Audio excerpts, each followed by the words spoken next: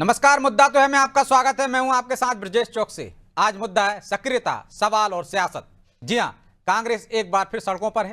सांसद दिग्विजय सिंह मनरेगा का नाम बदले जाने के खिलाफ पदयात्रा के जरिए जनता तक पहुंच रहे हैं।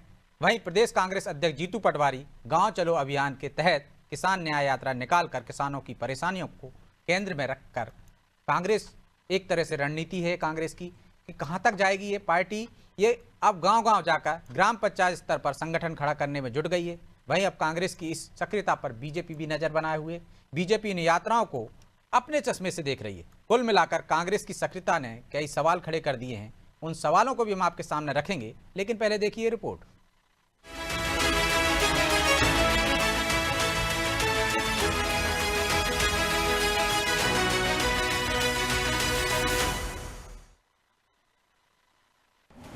सड़क पर उतरी कांग्रेस, क्या पदयात्राओं से जीतेंगे 2028 की रेस? भले ही मध्य प्रदेश विधानसभा चुनाव 2028 में होने हो और चुनाव में अभी करीब 3 साल का वक्त बाकी हो, लेकिन कांग्रेस अभी से एक्टिव हो गई है और एक बार फिर सड़क पर उतर आई है। प्रदेश के दिग्गज नेता और राज्यसभा सांसद दिग्विजय सिंह एक बार फिर पदयात्रा पर हैं। इस बार मुद्दा है मनरेगा का नाम बदल जाने का विरोध। दिग्विजय सिंह गांव-गांव, घर-घर पहुंचकर लोगों को बता रहे हैं कि मनरेगा का नाम बदलना किस तरह कांग्रेस की योजना और गरीबों के हक पर हमला है। वहीं दूसरी ओर प्रदेश कांग्रेस अध्यक्ष जीतू पटवारी गांव चलो अभियान के तहत किसान न्याय यात्रा निकाल रहे हैं। इस यात्रा में कांग्रेस किसान के मुद्दों को लेकर बीजेपी पर सीधे हमलावर नजर आ रही है। इतना ही नहीं, कांग्रेस ने संगठन को जमीनी स्तर पर मजबूत करने के लिए ग्राम पंचायत कमेटियों के गठन का काम भी तेज कर दिया है। कुल मिलाकर तस्वीर साफ है, पूरी कांग्रेस इस वक्त सड़क पर है और निशाने पर बीजेपी। जो लगातार किसानों के साथ हर तरह की यात्राएं हो रही है, वो चाहे बीमा कंपनियां, चाहे होने वाले के मुआवजे, चाहे खाद की परिस्थिति, चाहे बिजली की परिस्थिति, चाहे फसलों के दाम की बात हो, जन जागरण यात्रा किसानों से बात करके संवाद करके उनकी समस्याएं सुनकर फिर एक रिपोर्ट बनाएंगे और उस रिपोर्ट के आधार पर हम आगे का कांग्रेस पार्टी की जब सरकार बनेगी तो किसानों के हित में हम क्या कर सकते हैं उसका हम निर्णय लेंगे। झूठ, पाखंड, लोगों को गुमराह करना, शिवराज जी मैं आपको चुनौती देता हूं। मैं आपके पास आना चाहता हूं, मनरेगा को लेकर आपसे बात करना चाहता हूं। नाम जी राम जी के जगह भगवान राम के और 2 बार नाम ले लें, उसमें इस पे कोई आपत्ति नहीं है, पर योजना का कत्ल कर दिया आपने। मैं आपको स्पष्ट तौर पे बता दूंगा बैठ के। आप राहुल गांधी और कांग्रेस पार्टी को कहते हैं कि गुमराह कर रहे हैं पूरे देश को, आप गुमराह कर रहे हो। शिवराज सिंह चौहान, बीजेपी और नरेंद्र मोदी गुमराह कर रहे हैं। कांग्रेस पार्टी ये बात घर घर जाके मजदूरों को बताएगी, ग्रामीण जनों को बताएगी, किसानों को बताएगी। इधर कांग्रेस की बढ़ती सक्रियता ने बीजेपी के भी कान खड़े कर दिए हैं। जाहिर है दिग्विजय सिंह ने नर्मदा परिक्रमा की थी तो उसके बाद प्रदेश की सत्ता में कांग्रेस की वापसी हुई थी। अब एक बार फिर कांग्रेस नेता लगातार यात्राओं पर है तो सियासत भी तेज हो गई है। बीजेपी ने दिग्विजय सिंह की पदयात्रा को भ्रष्टाचार बचाओ यात्रा करार दिया है। कांग्रेस ने घोषणा की है मनरेगा बचाओ संग्राम।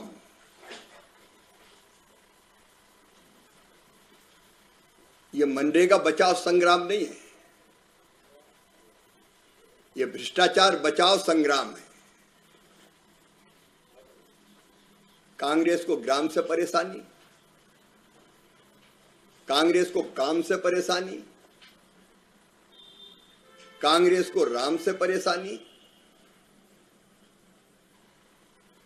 भ्रष्टाचार कांग्रेस के डीएनए में है। लेकिन सियासी आरोप प्रत्यारोप से इतर सबसे बड़ा सवाल यही है, क्या कांग्रेस इस सक्रियता को लंबे वक्त तक बनाए रख पाएगी?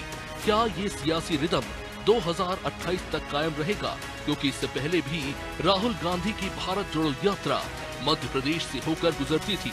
उस वक्त माहौल बना, लेकिन यात्रा के बाद कांग्रेस उतनी एक्टिव नजर नहीं आई और यही वजह रही कि उसका बड़ा सियासी फायदा पार्टी को नहीं मिल पाया। हालांकि अब देखना दिलचस्प होगा कि क्या कांग्रेस इस बार यात्राओं को सिर्फ इवेंट तक सीमित रखती है या फिर इन्हें 2028 की सत्ता की मजबूत नींव में बदल पाती है। ब्यूरो रिपोर्ट, अनादि टीवी।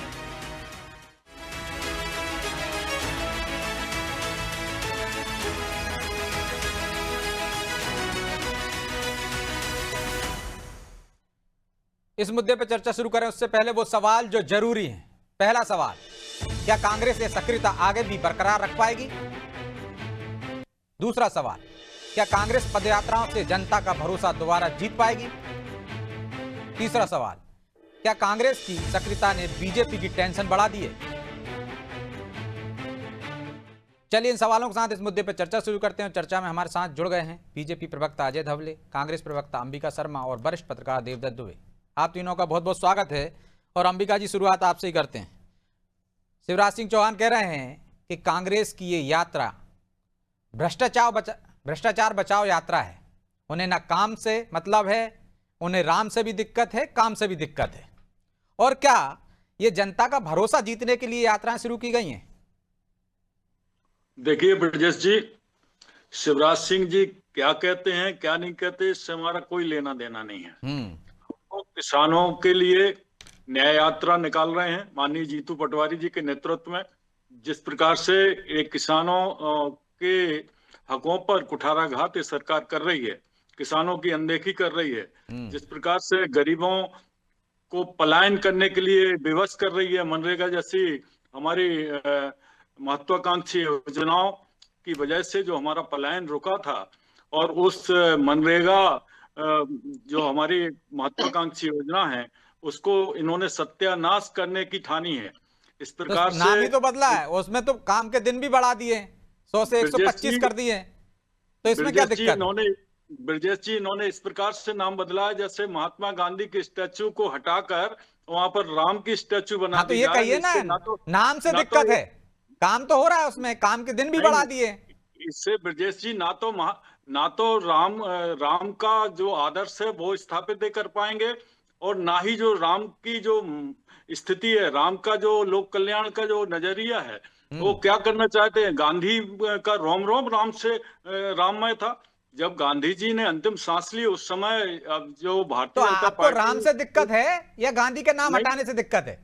नहीं, हमारा निवेदन ये है कि ये लोग दूसरी योजना भी राम के नाम पर ला सकते थे, लेकिन गांधी को निपटाने की इनकी जो साजिश है उसकी वजह यह है कि इनके जो हाईकमान है नहीं, मोदी जी, उनका ये सपना है कि हम कांग्रेस मुक्त भारत देखना चाहते हैं। और कांग्रेस मुक्त भारत गांधी का नाम हटाने से दिक्कत है, बाकी कोई दिक्कत नहीं है आपको। सुनिए हमारी बात, कांग्रेस मुक्त भारत जब होगा जब गांधी को विस्मृत कर जाएगी देश की जनता। तो डर यही है, गांधी तो करोड़ों लोगों के दिलों पर बसा हुआ है। इनके जो भी ये प्रयास हैं वो सब असफल साबित होंगे। ये गांधी को कभी नहीं मिटा सकते। तो ये जनता के लिए नहीं है, मनरेगा के लिए नहीं है, मजदूरों के लिए यात्रा नहीं है, सिर्फ नाम के लिए। बिल्कुल मजदूरों के लिए यात्रा है। आप कह रहे हैं नाम से दिक्कत है, भाई नाम किसी और का रख देते। अरे तो दूसरी योजना ला सकते थे। मेरा कहना ये है, आप इसको घुमाइए मत। मैं नहीं घुमा रहा हूं, आप रहे हैं। आपने कहा नाम पे दिक्कत है। दूसरी लोक कल्याणकारी योजना ला सकते थे। ये गांधी के पीछे क्यों पड़े हुए हैं और गांधी परिवार के पीछे क्यों पड़े हुए हैं? इनको केवल और केवल पूंजीपतियों की चिंता है। जिस प्रकार से इन्होंने कहा नहीं कि कांग्रेस पार्टी गांव और काम और नाम इनकी विरोधी है। तो मतलब रणनीति साफ है ना आपकी, गांधी परिवार और राम। मुझे पूरी बात कह लेने दीजिए ब्रजेश जी। अरे आप पूरे केंद्रित उस पर हो गए ना, मेरा तो सीधा मनरेगा पे था यात्रा पर, आप नाम पे केंद्रित हो गए। अरे मैं शिवराज जी की बात करना चाहता हूँ। शिवराज जी और उनकी भारतीय जनता पार्टी अगर वास्तव में गांव की चिंता करती है तो ये किसानों के कर्ज माफ कर दें पूरे, और अगर ये काम की चिंता करते हैं तो नौजवानों को रोजगार दे दें, और अगर राम की चिंता करते हैं तो राम के आदर्श पर चलें। लेकिन ना तो राम के आदर्श पर चलेंगे, ना रोजगारों को काम देंगे, और ना किसानों का कर्जा माफ करेंगे, तो पूंजीपतियों का कर्जा माफ करेंगे। ठीक है, अब जवाब ले लो। चलिए जवाब ले लेता हूं। अजय जी, वो कह रहे हैं आपको गांधी जी से चिढ़ है, गांधी परिवार से चिढ़ है, इसलिए आप दूसरी योजना का नाम भी रख सकते थे राम पर। और एक सरकार को घेरने के लिए दो यात्राएं, दो मुद्दे। प्रजय जी, पहले तो मुझे लगता है अंबिका जी को ये पूछने की आवश्यकता है कि वो किस यात्रा के साथ में, क्या वो दिग्विजय सिंह जी की जो यात्रा निकली है मनरेगा के समर्थन में जो यात्रा निकाल रहे हैं, या जीतू पटवारी जी जिन्होंने एक नई यात्रा गांव चलो वाली निकाली उसके साथ में? क्योंकि प्रदेश कांग्रेस में अभी विरोधाभास है। कई हमारे कांग्रेस के साथी दिग्विजय सिंह के समर्थन में यात्रा में जा रहे, कई कांग्रेस के साथी जीतू पटवारी जी की यात्रा में जा रहे थे। जो अंतर्कलह है पहले उसको समेट ले कांग्रेस। रहा विषय लेकिन तो गुटबाजी कह रहे हैं आप, इसके बाद भी तो बेचैन है आप। दिल्ली से प्रतिक्रिया आ रही है, भोपाल से आए तो समझ में आता है। मूल रूप से ब्रजेश जी देखिए, देश को जब जब भ्रमित करने का प्रयास कांग्रेस कुछ प्रयास करेंगी तो भारतीय जनता पार्टी का काम है कि उसका जवाब देना, उसका उत्तर देना। आज विषय ये आ जाता है कि वीबी जी राम जी के विषय के लिए अभी हमारे अंबिका जी वरिष्ठ साथी हैं, वो कह रहे थे कि महात्मा गांधी जी का नाम, आपकी जानकारी के लिए, अंबिका जी की जानकारी के लिए, जब नरेगा पहली बार लाई गई थी तो उसका जो नाम था वो national rural employment guarantee scheme था, नरेगा था, महात्मा गांधी जी का नाम भी नहीं था। 2009 के चुनाव को दृष्टिगत रखते हुए उसमें नाम में महात्मा गांधी जी का नाम जोड़ा गया। उसके बाद हमने देखा कि किस प्रकार से उस योजना का, यदि आपके विचार उस योजना के क्रियान्वयन के साथ में होते तो 35,000 करोड़ रुपए का एक कंप्लीट एलोकेशन होता था।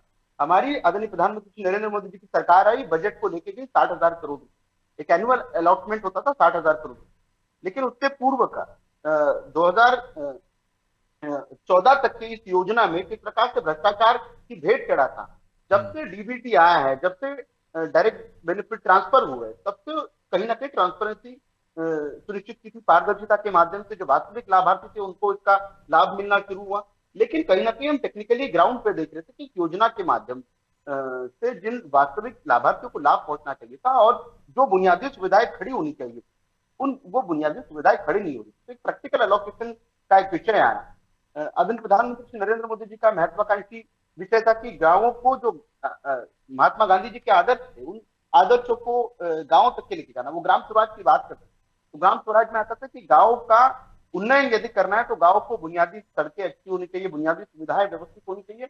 उसी के लिए वीबी जी राम जी का एक विस्तृत फॉर्मेशन करके एक इंटीग्रेटेड स्कीम लाई, जिसके माध्यम से कहीं ना कहीं टिकाऊ बुनियादी ढांचा निर्माण करने का सरकार की जो योजना है, नए जॉब कार्ड, जिसको डिजिटलाइज जॉब कार्ड का विषय है, किसानों को लाभ का भी एक इसमें प्रोविजन किया गया कि 60 दिनों का जो सीजनल ब्रेक देने का विषय है, डिजिटल पारदर्शिता की, जैसे मैंने बात की कि सारा का सारा पेमेंट डीबीटी के माध्यम से हो गया, जीपीएस और एआई बेस्ड मॉनिटरिंग होगी, पीएम गति शक्ति इसकी मॉनिटरिंग करेगा। इतने सारे अच्छे, लेकिन आप कह रहे हैं वो सारी चीजें मान लेते हैं अजय जी कि किसान भी खुश है, मजदूर भी मनरेगा से खुश है, दिन भी बढ़ा दिया आपने, किसान सम्मान निधि भी दे रहे हैं, फिर ये दो यात्राएं क्यों? ये तो कांग्रेस को पूछना चाहिए। कांग्रेस की दिक्कत ये हो गई है कि जब से दिग्विजय सिंह जी ने राष्ट्रीय स्वयंसेवक संघ और भारतीय जनता पार्टी की प्रशंसा वाला ट्वीट कर दिया है, तो जीतू पटवारी जी को अब वो राहुल गांधी जी के इशारे पे बिल्कुल जिस प्रकार से दिग्विजय सिंह जी को रोकने का एक मिशन चल रहा है, एक मोडस ऑपरेंडी चल रही थी। पहले निधि चतुर्वेदी को सामने लाया गया, उसके माध्यम से एक ट्वीट किया गया, फिर आरोप प्रत्यारोप हुए, दिग्विजय सिंह के समर्थन में फिर पीसीसी के बाहर में पोस्टर लगे। तो जो मध्य प्रदेश कांग्रेस दिखा कुछ और रही है और अंतर खाने कुछ और चल रहा है। ठीक है, छोटा सा जवाब लेते। अंबिका जी वो कह रहे हैं कि जनता के लिए नहीं है, ये खोई हुई साख बचाने के लिए दोनों यात्राएं निकाल रहे हैं दोनों नेता।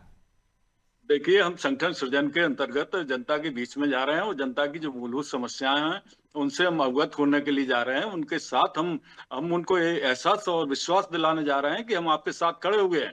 इस जो जन विरोधी सरकार है, जो किसान विरोधी सरकार है, जो गांव विरोधी सरकार है, उस सरकार को चेताने का, उस तो नहीं आ रहे ना, ललकारने का समय आ गया है। यदि गड़बड़ियां इतनी होती तो लोग भी आते आपके साथ।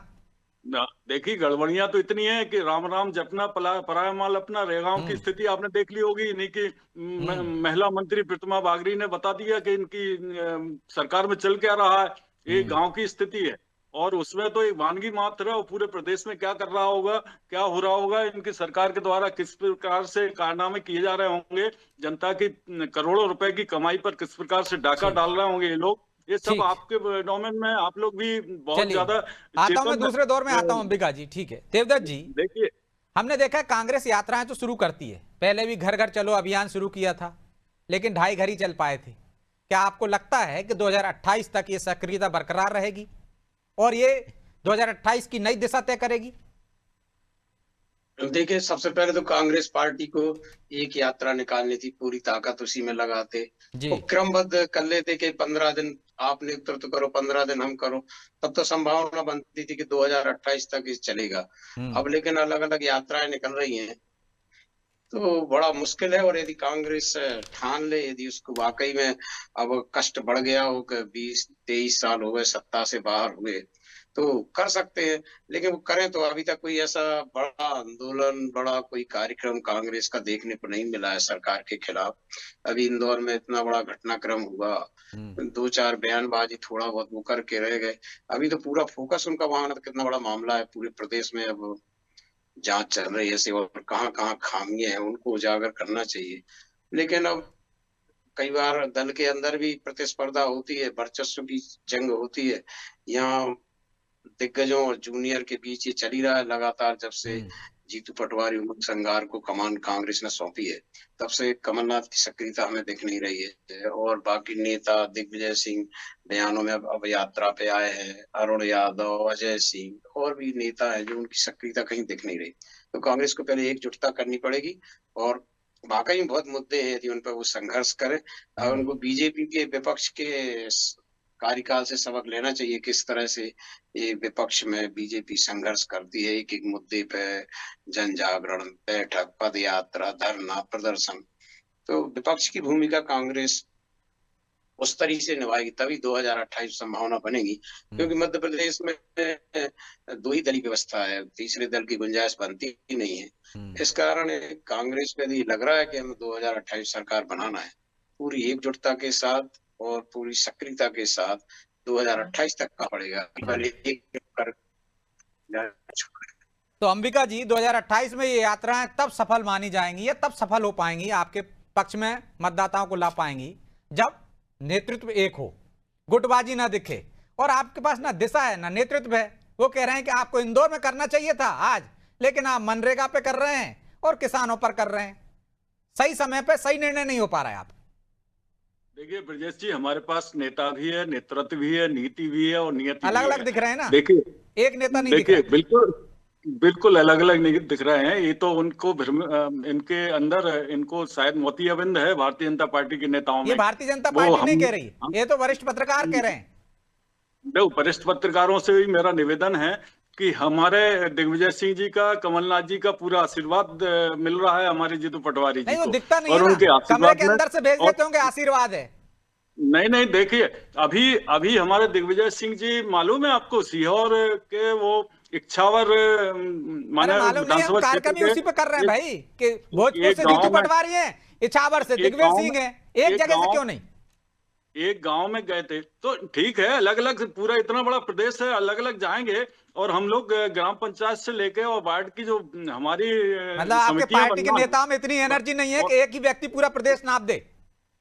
अरे देखिए, हम लोगों ने कार का वितरण कर लिया, डिवीजन ऑफ वर्क है, इसके अंतर्गत सब काम हो रहा है, लेकिन सबकी नियत एक है, सबका मिशन एक है, सबका संकल्प एक है कि इस भ्रष्टाचारी सरकार को, जनविरोधी सरकार को उखाड़ के हमें 2028 में फेंकना है।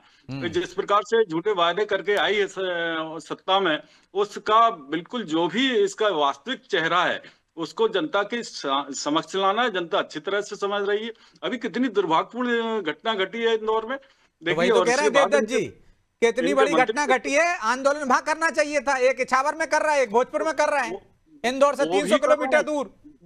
अरे बहुत बहुत बड़ा विशाल हम लोगों का वो है संगठन, सब लोग लगे हैं अपने अपने जिले में, अध्यक्षों के नेतृत्व में। अरे आपका नेता ही कह रहा है 11 तारीख तक इंतजार करेंगे, नहीं तो आंदोलन करेंगे। भाई इंतजार किस बात का? जो नहीं तो आंदोलन तो ये किसान यात्रा आपकी कल भी निकल सकती थी। ब्रजेश जी, हमने आंदोलित जन को कर दिया है, बिल्कुल पूरा मानस बन गया है। जनता आंदोलन करे, कांग्रेस नहीं, नेता नहीं। देखिए आप सब समझते हैं, और ये भारतीय जनता पार्टी के लोग क्या गुल खिला रहे हैं, किस प्रकार से ऐश कर रहे हैं, किस प्रकार से ऐशो आराम कर रहे हैं, किस प्रकार से जनता से किए गए वादों की धज्जियां उड़ा रहे हैं, और अब बिल्कुल सत्ता के मद में इतने मस्त हैं। तो इनको मस्त बना रहने दो, हम तो संघर्ष के रास्ते पर चल पड़े हैं। और तो आप ही तो मस्त बना रहे हो ना, संघर्ष वहां करना चाहिए था, आप कर कहीं और रहे हो। बात खेत की होना चाहिए, आप खलिहान में खड़े हो जाते हो। हम खेत की बात भी कर रहे हैं और खलिहान की बात भी कर रहे हैं, और प्रदेश की विकास का रास्ता खेत और खलिहान से होकर ही जाता है। पहले खेत में मेहनत करेंगे तब तो खलिहान में फसल आएगी, फसल कैसे पहले खलिहान में आ जाएगी। लेकिन अजय जी वो कह रहे हैं नियत एक है, मिशन भी एक है, शायद यही कांग्रेस की सक्रियता आप लोगों की टेंशन बढ़ा रही है। ब्रजेश जी, इसको थोड़ा सा और आगे बढ़ाइए। कांग्रेस में अब सिर्फ नेता बच गए, नीतियां खत्म हो। सिर्फ नेताओं का अंतर्द्वंद अब सतह पे आ गया है, वो चरम पर है। इस प्रकार से दिख रहा है कि जीतू पटवारी जी अपनी अलग कांग्रेस चला रहे हैं, दिग्विजय सिंह जी विगत जब से जीतू पटवारी अध्यक्ष बने तब से अपनी अलग कांग्रेस चला रहे हैं, और जो अंतर्द्वंद इस स्पष्ट रूप से सामने है। उनका जो ट्वीट है वो कहीं ना कहीं इस बात को इंगित कर रहा है कि मध्य प्रदेश कांग्रेस में जीतू पटवारी जी का नेतृत्व दिग्विजय सिंह के समर्थक नहीं मानते। इसीलिए एक ही दिन में एक ही समय में दो यात्राएं, और दोनों यात्राओं का उद्देश्य आप देखेंगे कहीं ना कहीं एक ही दृष्टि। लेकिन ये भी तो हो सकता है कि एक मजदूरों के उसमें जा रहे हैं, दूसरा किसानों के बीच में जा रहे हैं, दोनों की समस्या एक साथ उठा रहे हैं, मजदूर किसान एक हो जाएंगे तो आप लोगों को टेंशन नहीं होगी। ब्रजेश जी, जब आपके घर में आग लगी होती है तो निश्चित रूप से आप उस आग को बुझाने में लग जाते हैं। पहला काम तो ये था कांग्रेस का कि जीतू पटवारी जी दिग्विजय सिंह को और पूरी मध्य प्रदेश कांग्रेस को लेकर बैठे। किस प्रकार से नीतू चतुर्वेदी ने दिग्विजय सिंह जैसे वरिष्ठ नेता का ट्वीट के माध्यम से आईना दिखाने का काम किया था, कहीं ना कहीं उस पर आत्मचिंतन होता, कांग्रेस के जो बच्चे कुछ कार्यकर्ता उनको इकट्ठा किया जाता, उसके बाद में नीति के माध्यम से तय किया जाता कि अब करना क्या है। लेकिन आज 2028 को दृष्टिगत रखते हुए, और पहले तो जीतू पटवारी जी अभी हाल ही में कह चुके कि वो खुद वनवास भोग रहे हैं, तो मध्य प्रदेश कांग्रेस की जो मनोदशा है वो बहुत अच्छी नहीं है। देश में सर्वाधिक असफल यदि कोई कांग्रेस का अध्यक्ष होगा तो जीतू पटवारी है, क्योंकि 0 सीट आई है उनके नेतृत्व में मध्य प्रदेश में कांग्रेस को। जिस प्रकार से विधानसभा चुनाव 2023 में 8% का वोट शेयर डिफरेंस बहुत अपने आप में बड़ा मायने रखता है। तो मध्य प्रदेश कांग्रेस को तो अपने जो बचे कुचे नेता हैं, क्योंकि कार्यकर्ता तो सब चलेंगे, जो नेता बचे कुचे उनको एक प्लेटफॉर्म पे लाना पड़ेगा, कहीं ना कहीं कार्यक्रमों की चिंता करना पड़ेगी, और कहीं ना कहीं एक नेतृत्व मानना पड़ेगा। देखिए हमारे यहाँ वरिष्ठ भी यदि कनिष्ठ कोई प्रदेश का अध्यक्ष बन जाता है तब सारे के सारे वरिष्ठ भी उसको मानने लग जाते हैं। लेकिन कांग्रेस में ये सारे के सारे परिवार के प्रति समर्पित लोग हैं, ये व्यक्ति विशेष की पार्टी बन जाते हैं, ये नीतियों को ना संगठन को महत्व देने वाले लोग हैं, समर्पण इनका। तो ये तो आप देवदत्त जी भी कह रहे हैं कि सबको एक आना पड़ेगा, लेकिन देवदत्त जी हमने देखा भारत जोड़ो यात्रा निकली थी, मध्य प्रदेश से निकली थी, एक माहौल बना था, वो माहौल बरकरार नहीं रह पाया। तो क्या आपको लगता है 3 साल तक ये माहौल बरकरार रखेंगे आज जो यात्राएं निकाल रहे हैं, या सिर्फ खुद की साख बचाने की नाटक नौटंकी चल रही है? बिल्कुल ब्रजेश जी, ये बात सही है कि इनको 3 साल तक परफॉर्म दिखाना होगा, क्योंकि क्षण की करके फिर बैठ जाते हैं, कोई एक बयान दिया फिर बैठ जाते हैं। ये बहुत लंबी लड़ाई है। कांग्रेस भूल जाती है कि उसका मुकाबला भाजपा से है, जो 24 घंटे 365 दिन चुनाव